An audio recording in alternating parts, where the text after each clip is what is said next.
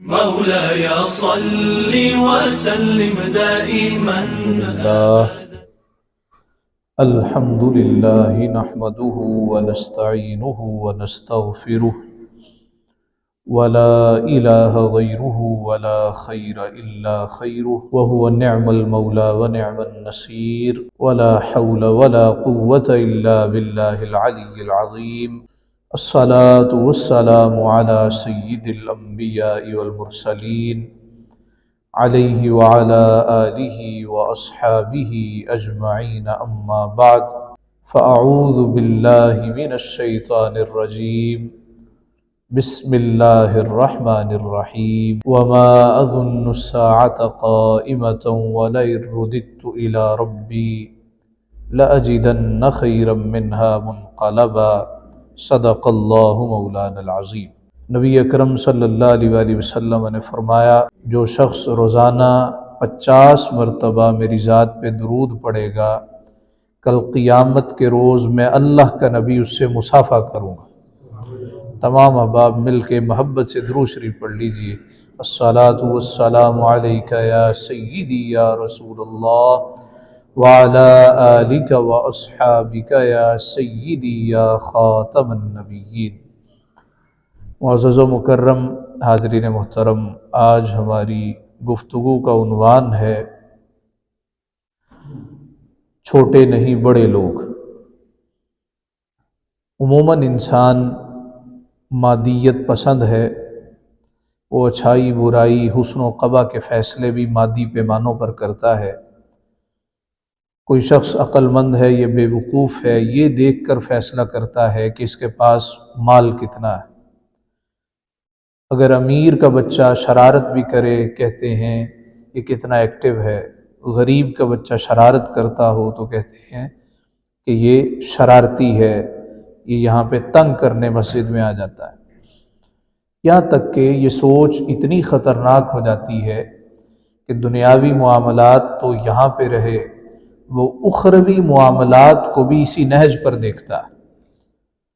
اسی بات کو اللہ تعالیٰ نے سورۃ الکہف کی آیت نمبر 36 میں بیان کرتے ہوئے ایک ایسے سرکش کا ذکر کیا جو کہتا ہے وَمَا أَظُنُّ السَّاعَةَ قَائِمَةً، میرا نہیں خیال قیامت آئے گی۔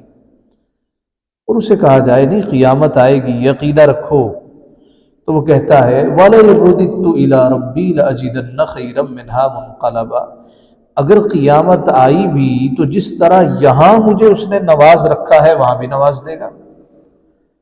اسی طرح وہ شخص جس کو اللہ نے دنیا میں مال بھی دیا ہے، اولاد کی نعمت سے بھی نوازا ہے، وہ کہتا ہے جب مجھے یہاں پہ نواز رکھا ہے تو وہاں بھی مجھے نواز دے گا۔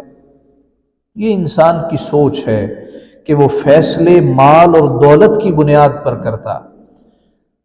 اسی مال اور دولت کو اللہ تعالیٰ نے اس طرح ذکر کیا کہ ان ربی یبسط الرزق لمن یشاء ویقدر، بے شک اللہ جس کو چاہتا ہے رزق زیادہ دے دیتا ہے، جس کو چاہتا ہے کم دیتا۔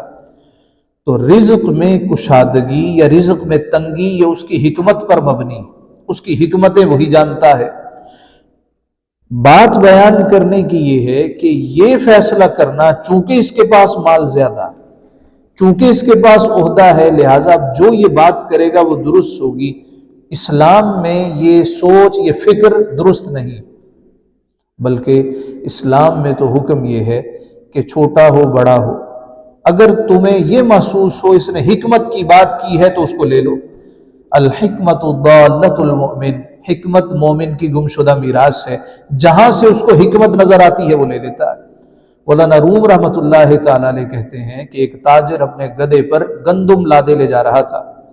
ایک غریب شخص نے دیکھا تو پوچھا کہ گدھے کے دونوں طرف کیا لاد کے لے جا رہے ہو؟ کہنے لگا اس طرف گندم ہے اور اس طرف مٹی ہے۔ مٹی کیوں ڈال رکھی ہے، بیچنی ہے؟ کہنے لگا نہیں، بیلنس جو رکھنا ہے، چونکہ گندم زیادہ ہے اور اگر یہاں میں مٹی نہ ڈالوں تو گندم تو گر جائے۔ کہنے لگا اللہ کے بندے تو اس طرح کر، یہاں آدھی گندم نکال کے اس طرف ڈال دے، بیلنس ہو جائے گا۔ دل میں کہتا ہے یہ عقل مند آدمی ہے، پوچھتا ہے آپ کاروبار کرتے ہیں؟ کہنے لگا میں تو غریب آدمی ہوں، کہاں سے کاروبار کرنا ہے؟ دو چار سوال اور پوچھے، اب اسے یقین ہو گیا کہ یہ کوئی امیر آدمی نہیں ہے، اس کے پاس پیسہ نہیں ہے، تو کہنے لگا میں جس طرح لے کے جا رہا ہوں مجھے زیادہ سمجھ ہے کہ تمہیں زیادہ سمجھ ہے؟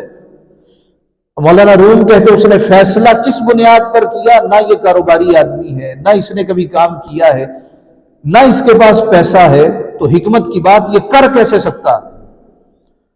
ہم کسی کو حقیر اس وجہ سے جانتے ہیں، حضرت واصف علی واصف مرحوم کہتے ہیں ہمیں کوئی شخص حقیر ہلکا اس لیے نظر آتا ہے یا تو ہم اسے دور سے دیکھتے ہیں یا غرور سے دیکھتے ہیں۔ جب ہم کسی چیز کو قریب سے دیکھیں، اب وہ جو ذرہ ہوگا وہ ہمیں ذرہ نہیں نظر آئے گا، اس کا دل چیرا جائے تو آفتاب نظر آئے گا۔ چونکہ ہم دور سے دیکھتے ہیں یا چونکہ ہم کبر کے ساتھ دیکھتے ہیں، ہم متکبر ہو کے دیکھتے ہیں، اس وجہ سے وہ شے ہمیں ہلکی نظر آتی ہے۔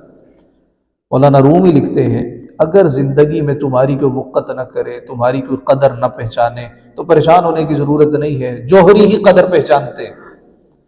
پھر اس کی مثال دیتے ہیں کہ ایک شخص کو موتی مل گیا، لال مل گیا، ہیرا ملا، اور وہ تھا کمہار۔ اس نے کہا بڑا قیمتی ہے، چمکدار ہے، اس نے وہ اپنے گدھے کے گلے میں باندھ دیا۔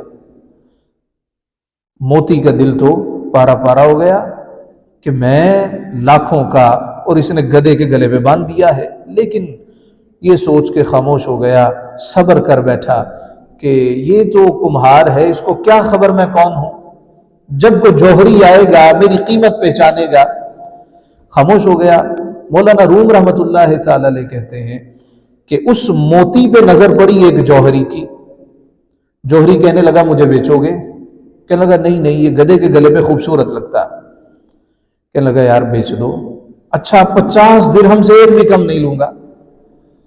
وہ کہنے لگا یہ تو بیوقوف آدمی ہے، 50 چھوڑ، اس کو 100 دیں تو پھر بھی گزارا چل جائے گا۔ اس نے پیسے دیے، وہ موتی لیا اور دکان پہ صاف کر کے سجا دیا۔ جب موتی اس نے سجایا تو ایک امیر زادی کی نظر پڑی، وہ اپنے شوہر کو گھسیٹ کے لائی کہ میں نے یہ خریدنا ہے۔ یہ کتنے کا؟ اس نے کہا جی 50,000 کا، مثال کے طور پہ۔ اب تھا وہ لاکھ کا یا کروڑ کا۔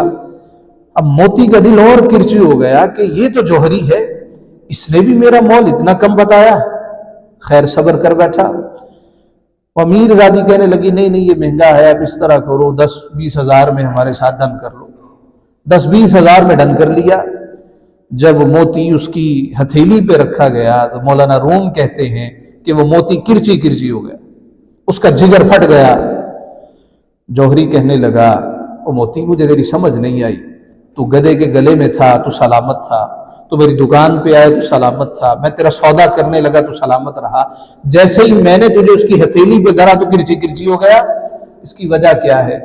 موتی کہنے لگا وہ تو کمہار تھا، وہ تو نہیں پہچانتا تھا، تو جو جوہری تھا تو نے بھی میری قدر نہ پہچانی۔ میں نے کہا جہاں جوہری بھی قدر نہ پہچانتے ہو وہاں مر جانا بہتر ہے۔ یہ بات بیان کر کے مولانا روم کہتے ہیں پریشان ہونے کی ضرورت نہیں ہے، زندگی میں اگر تمہاری کوئی قدر نہ پہچانے تو کبھی نہ کبھی کوئی جوہری آئے گا جو تمہاری قدر پہچانے گا، جو تمہیں وقت دے گا، جو تمہیں عزتیں عطا فرمائے گا۔ تو قرآن مجید فرقان حمید میں اللہ تعالیٰ نے کیا فرمایا؟ یہ جو مادیت کی وجہ سے تم فیصلے کرتے ہو کہ اس کے پاس پیسہ زیادہ ہے لہذا عقل مندی کی بات کرے گا، عہدہ زیادہ ہے عقل مندی کی بات کرے گا، فرمایا ایسے نہیں ہے، یہ تو مومن کی گمشدہ میراث ہے، جہاں سے اس کو ملتی ہے حکمت کی بات وہ اس کو اخذ کر لیتا ہے۔ حضرت سیدنا جنید بغدادی رضی اللہ تعالیٰ عنہ کہتے ہیں میں نے اخلاص ایک حجام سے سیکھا۔ تو حجام کوئی ظاہراً پڑھے لکھے تو نہیں ہوتے، وہ کیسے؟ آپ فرمانے لگے کہ بال بنوانے تھے، پیسے نہیں تھے، اور ہر حجام پیسے بے تحاشا مانگ رہا تھا۔ ایک حجام کے پاس گیا، وہ کسی خواجہ کی حجامت بنا رہا تھا، خواجہ امیر آدمی تھا۔ میں دکان کے اندر داخل ہوا، میں نے کہا اللہ کے نام پہ میرے بال بنا دے۔ اس نے جب یہ نام سنا تو کانپ گیا۔ خواجہ سے کہتا ہے ذرا آپ تشریف رکھیے، یہ پہلی دفعہ کوئی بندہ آیا ہے جس نے اللہ کے نام پہ کسی بات کا سوال کیا۔ میں نے آج تک لوگوں کے لیے ہی بال کاٹے ہیں، آج اللہ کے نام پہ بال کاٹوں گا۔ اس نے اس امیر زادے کو نیچے بٹھایا۔ جناب جنید کہتے ہیں مجھے اس نے کرسی پہ بٹھایا، میرا ماتھا چوما اور کہا جی آپ پہلے بندے ہیں جب سے میں نے دکان کھولی ہے جس نے اللہ کی رضا کے لیے کسی بات کا سوال کیا۔ میرا ماتھا چوم کے اس نے میری حجامت بنائی، ساتھ میں کچھ پیسے بھی دیے کہ آگے کام آئیں گے۔ میں نے دل میں نیت کی جب بھی کشائش ہوگی اللہ تعالیٰ کو سہولت پیدا کرے گا، سب سے پہلے اس کے پیسے لوٹاؤں گا، کچھ زیادہ بھی دوں گا۔ کہا کہ بصرہ سے مجھے اشرفیوں کی تھیلی ہدیہ آئی، میں سب سے پہلے حجام کی دکان پہ گیا، میں نے اس کو تھیلی دی تو جلال میں آ گیا، لال پیلا ہو گیا، یہ آپ کیا کر رہے ہیں؟ جناب جنید کہتے ہیں میں نے کہا وہ ایک مرتبہ تو نے بال بنوائے تھے، کچھ ہدیہ بھی دیا تھا، یہ میری طرف سے بھی کچھ لے لے۔ کہنے لگا افسوس کی بات ہے، زندگی میں ایک ہی کام تو اللہ کی رضا کے لیے کیا ہے، اس کو بھی پیسوں میں تولنے لگے ہو۔ کہا میں نے اخلاص سیکھا ہے تو اس حجام سے سیکھا۔ وہ ایک ماہنامہ آیا کرتا تھا، ماہنامہ حکایت، اس میں عنایت اللہ صاحب، عنایت اللہ کے گرو کی بات کرتے تھے۔ وہ گرو کہتے ہیں کہ میں نے رب کا وجود اور رب پر ایمان ایک چوکیدار سے سیکھا۔ وہ کیسے؟ کہا جی چند دوستوں نے پروگرام بنایا کہ دعوت پہ چلے، ہوٹل میں چلے گئے تو دوست لیٹ تھے، میں چوکیدار کے پاس کھڑا ہو گیا، باتیں شروع ہو گئی تو چوکیدار گھر کی باتیں شروع کر بیٹھا، غربت بہت زیادہ ہے، چائے بھی اس وقت بنتی ہے جب کوئی بیمار ہو، دوائی کے طور پہ استعمال کرتے ہیں، پھٹی پرانی اس نے چادر پہن رکھی ہے، سردی بہت ہے، نماز کا وقت ہوا اور گھاس پہ نماز پڑھنے لگا۔ میں نے کہا کہ میں کھانا کھا کے فارغ ہو کے کچھ نہ کچھ اس کی خدمت کر کے جاؤں گا، ہزاروں میں کھانے کا بل بنا، میں نے کہا 2-4 اس کو دے دوں گا، مجھے کیا فرق پڑے گا۔ جب میں واپس آیا اس کو میں نے چند 100 روپے تھمائے تو پیسے دیکھ کے رونے لگا، کہنے لگا آپ کو اپنا سمجھ کے باتیں اس لیے بتائی تھی کہ آپ اپنے محسوس ہوئے تھے، اس لیے نہیں بتائی تھی کہ آپ مجھے بھیک دینے لگیں۔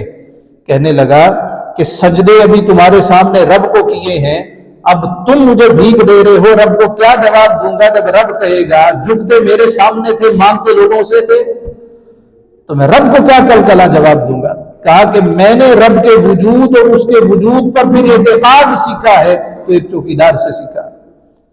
ریڑی لگانے والا لوگوں کو کہتا ہے میں حج پہ جا رہا ہوں، لوگ کہنے لگے ریڑی لگاتا ہے حج پہ جا رہا ہے، تیرے پاس پیسے کہاں سے آئے؟ کہتا ہے ریڑی میں لگاتا ہوں، میرا رب تو نہیں لگاتا، اس نے بلایا ہے تو میں جا رہا ہوں۔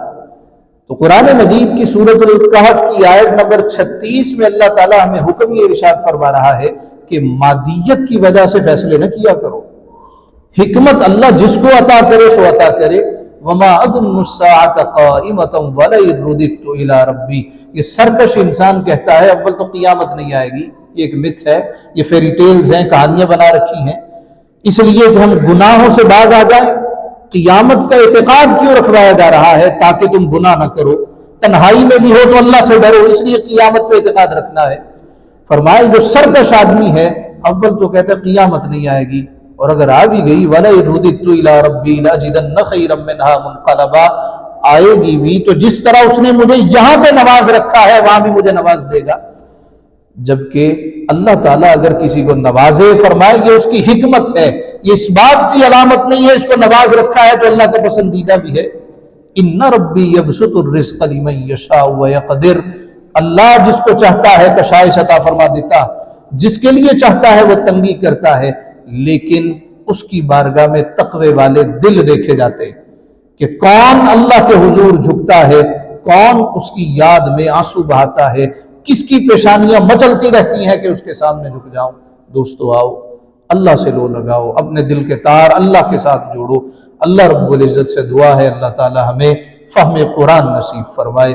وآخر دعوانا ان الحمد